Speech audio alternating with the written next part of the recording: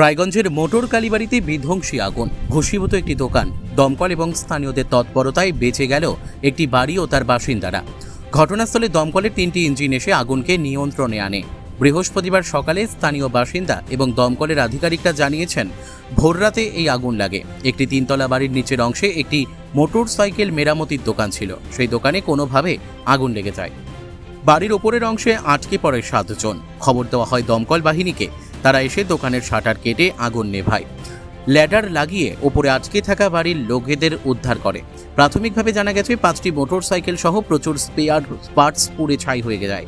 বিদ্যুতের শর্ট সার্কিটে এরপর মোটর বাইক পুড়ে ছাই হয়ে গেল রায়গঞ্জ শহরের কর্ণজোড়া ফাঁড়ির অন্তর্গত মোটর কালীবাড়ি এলাকায়।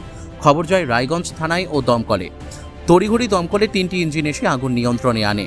আগুনের লেলিহান শিখায় রীতিমতো আতঙ্কিত হয়ে পড়েন কমলাবাড়ি গ্রাম পঞ্চায়েতের বাসিন্দারা। প্রায় 6 ঘন্টা ধরে আগুন নিয়ন্ত্রণে আনে দমকল বাহিনী। এই ঘটনাকে কেন্দ্র করে কর্ণজোড়া মোটর কালীবাড়ি এলাকায় আতঙ্কের সৃষ্টি হয়। আপনার নাম? আমার নাম কৃষ্ণপদ রায়। আপনার দোকান ছিল? হ্যাঁ। কিসের দোকান ছিল এটা? পার্সের দোকান।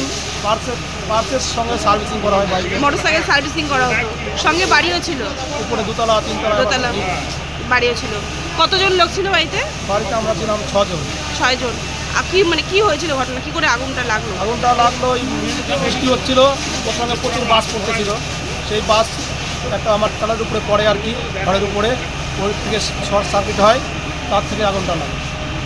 মানে কটা নাগাদ ঘটনাটা হয়েছিল? ওই রাত 3টা 3:30 নাগাদ জানতে পারলেন কি মানে কি হ্যাঁ, করে?